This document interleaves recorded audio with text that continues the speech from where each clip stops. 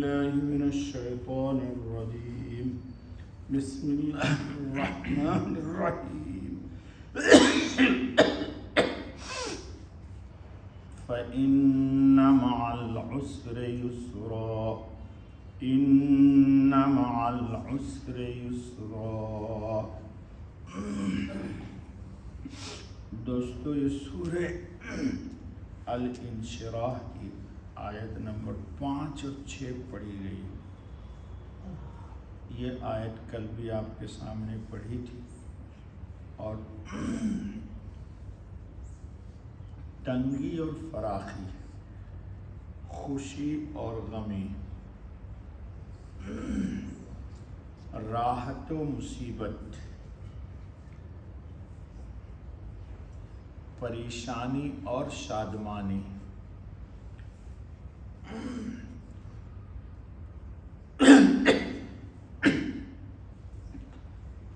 دونوں انسان کی زندگی میں لگی ہوئی ہے اور بغیر اس کے انسان کی زندگی مکمل نہیں ہوتی. کل میں نے بتا دیا تھا کہ دن ہے تو دن ختم ہوگی، رات آئے گی، رات ہے تو رات کو بالآخر ختم ہونا ہے، سورج کا طلوع ہونا ہے. انسان دو پاؤں سے چلتا ہے، ایک پاؤں سے کوئی بھی نہیں چلتا. تو یہ دونوں گویا کہ زندگی کو منزل تک پہنچانے کی راہیں ہیں، تنگی اور فراخی. اس پر اصولی بات کل ہوئی تھی. اب ہم آیت کی طرف چلتے ہیں. نبی اکرم خاتم النبی صلی اللہ علیہ وسلم کی خود زندگی، آپ سیرت کا مطالعہ کیجیے تو اندازہ ہوگا کہ آپ نبوت کے بعد کیسے کیسے احوال آپ پہ آئے. طائف میں آپ پر پتھر برسایا گیا، پاؤں مبارک بلکہ جوتے مبارک خون سے لبریز ہو گیا. یہ بھی ہے زندگی میں آپ کی.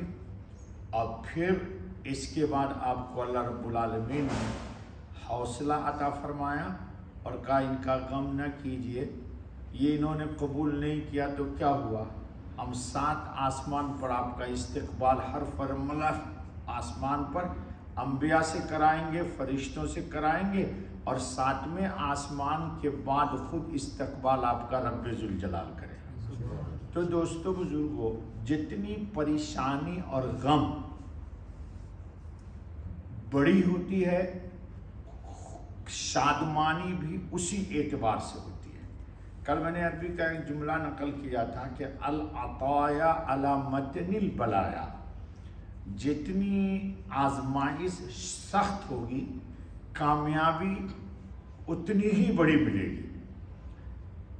اللہ رب العالمین نے ابراہیم علیہ السلام کو آزمایا، نمرود نے ڈال دیا آگ میں. اگر آگ میں نہ ڈالتا نمرود تو ان کی شان میں یا نار کونی بردم و سلامن علی ابراہیم نازل ہوتی؟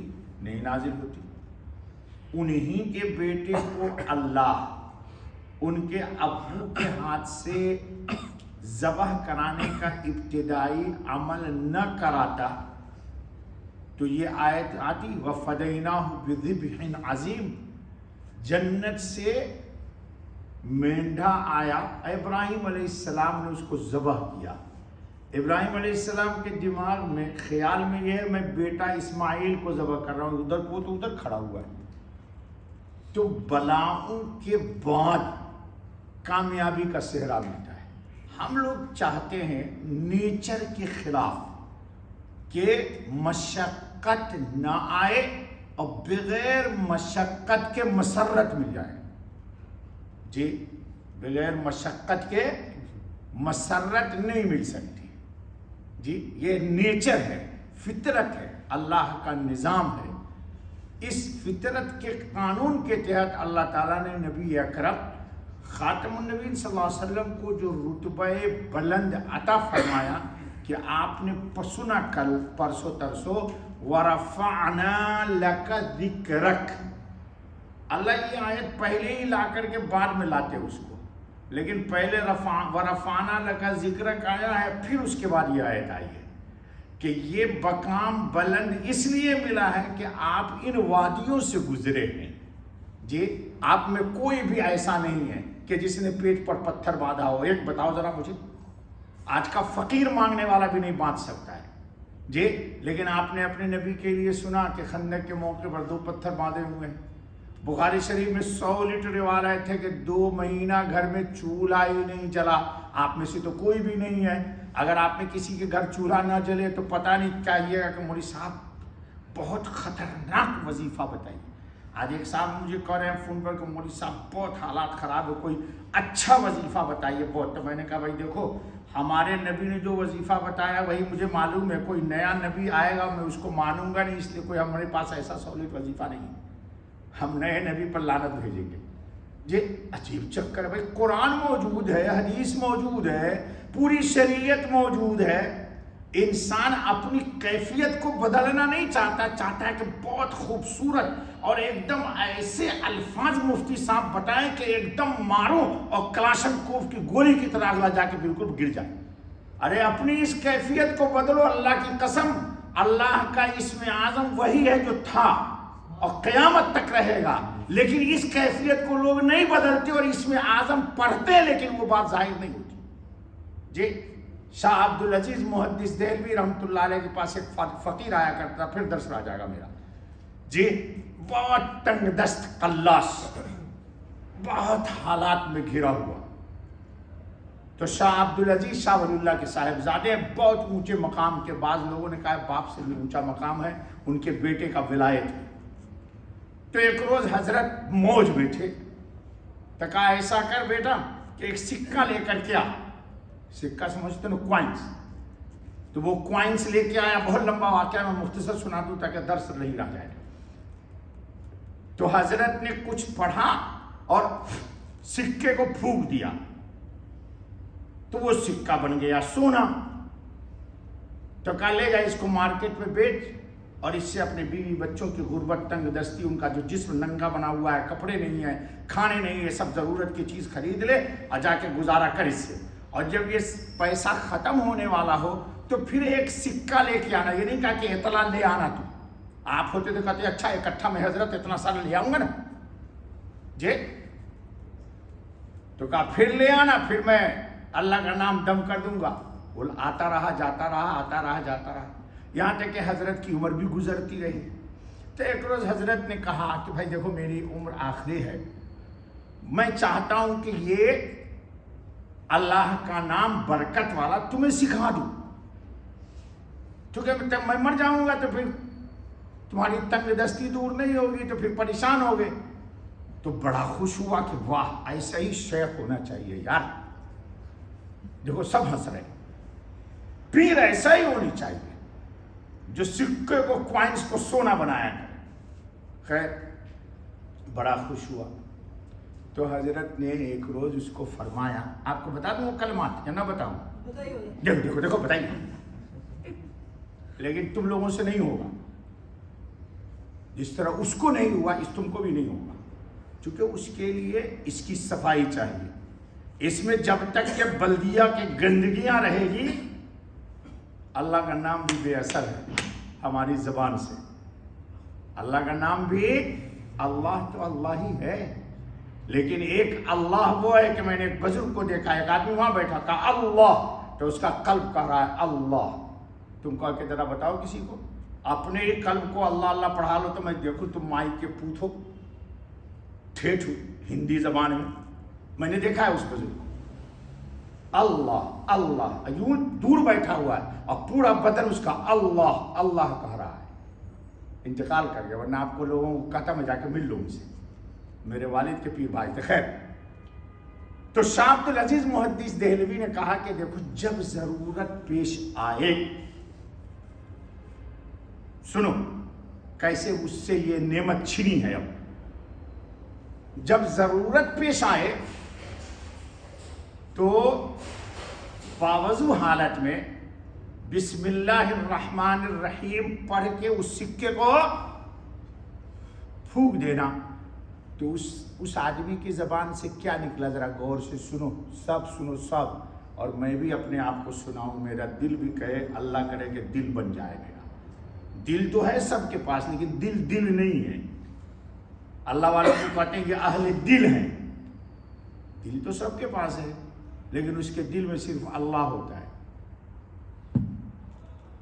تو اس شخص نے کہا اچھا حضرت یہ تو ہم کو پہلے سے معلوم تھا، ہم سمجھتے تھے کوئی آپ بہت بڑا کوئی نام بتائیے گا۔ تو حضرت نے فرمایا، شاہ عبدالعزیز محدث دہلوی نے، کہ اب یہ کلمہ بسم اللہ الرحمن الرحیم تم نے اس کو اتنا ہلکا لیا، ہلکا سمجھ گئے، اس کی تو نے اہم کہا اچھا یہ تو مجھے پہلے سے معلوم ہے، کہا کہ اب تو بھی بنانا چاہے گا اس سے تو بسم اللہ سے تیرا سکہ نہیں بنانے گا، اور اب میں تیرے لیے بھی پھونکوں گا تو مجھ سے بھی نہیں ہوگا یہ، اس لیے کہ تو نے اس کلمے کی عظمت تیرے قلب میں نہیں جی ہاں، کہا دوسرے کے لیے پڑھ دوں گا تو ہو جائے گا، لیکن تو نے اس کلمے کو ویری ہاں لائٹ، اچھا انگریزی سکھا رہے ہو گے، ہم بولتے ہیں استخفاف، عربی میں ہم جانتے ہیں، انگریزی تم کو مبارک ہو جی، تم نے اس کلمے کو گویا کہ جو اس کا مقام ہے، عظمت ہے، اس عظمت کے ساتھ تم نے نہیں لیا، اسی لیے قرآن کریم میں پورا قرآن بعد میں آئے گا، پہلے آیا ہے بسم اللہ الرحمن الرحیم۔ جا کے رموز و اسرار کی کتاب کو پڑھو، اس کے لیے تو آپ کے پاس ٹائم ہی نہیں ہے کہ پورا قرآن سورہ فاتحہ میں ہے، اور جو سورہ فاتحہ کی 7 آیت میں ہے وہ سب بسم اللہ میں اللہ اور رحمان اور رحیم میں ہے، اور جو رحمان اور رحیم میں رموز و اسرار ہے وہ صرف لفظ اللہ میں موجود ہے، لیکن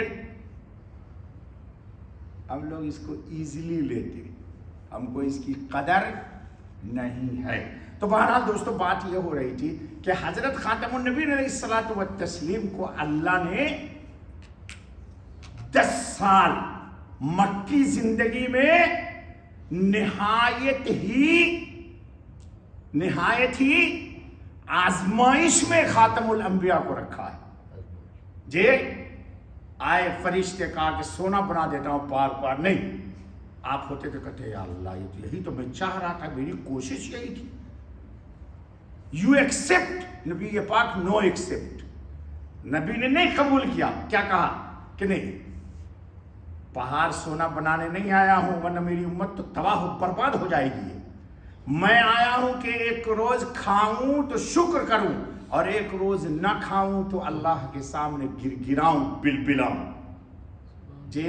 چنانچہ ریفیوز کر دیا، فرشتے کو کہا بس مجھے نہیں چاہیے، اس کی اسرار رموز بہت۔ بہرحال دوستو تو کبھی بھی اگر آپ پر یا ہاں عافیت مانگیے اللہ سے، کیا مانگیے گا، لیکن اگر اللہ کا تحفہ آ گیا، تنگ دستی، تنگی، کوئی پریشانی، کوئی بلائے ناگہانی، تو اس مہمان کو بھی اسی طرح قبول کر لینا ایمان کی دلیل ہے جس طرح خوشی و مسرت و شادمانی کو سینے سے لگانا ہے۔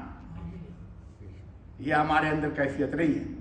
حضرت حسن بصری، آخری بات سنو پھر درس دیں گے 2 دن بعد، کہ ایک شخص آ گیا، کہا حضرت بڑے احوال ٹائٹ ہیں، ویری کلوزنگ چل رہی ہے۔ تو حضرت نے فرمایا کیا عمر ہے تمہاری؟ اس نے کہا اتنی۔ کہا کتنے سال خوشی میں گزارے ہو، پراٹھا کھائے ہو، بریانیاں اڑائے ہو؟ یہ میں کہہ رہا ہوں، حضرت نے نہیں کہا، یعنی خوشی میں کتنے دن رہے؟ تو کہا 50 سال کے احوال ایسے تھے حضرت کہ بس مٹی پہ بھی ہاتھ لگاؤ تو سونا بنتا ہے، اور اب سونے پہ ہاتھ لگا رہا ہوں تو آپ بولتے مٹی بن رہا ہے۔ تو حضرت نے بڑے آرام سے اس کو بیٹھا، کہا بیٹھ بیٹا، کہا ترازو دیکھا تم نے؟ جی دیکھا حضرت۔ تو ترازو کے پلڑے پر 50 سال کی خوشی کو رکھو، اور دوسرے پلڑے پر جو ابھی 2 4 5 روز مہینہ دن میں غم ہوا ہے رکھو، تو دونوں میں وزنی کون ہوگا؟ 50 سال ہوگا۔ تو کہا 50 سال اگر خوشی کے دن گزارے ہیں تو 50 سال تم کو غمی میں دن گزارنا چاہیے تاکہ دونوں پلڑا برابر ہو جائے. پاؤں میں پڑ گیا, کہا یقیناً آپ کو اللہ نے وقت کا ولی بنایا, تو ہم کیا چاہتے, خالی خوشی ہی خوشی رہے, غم نہ آئے.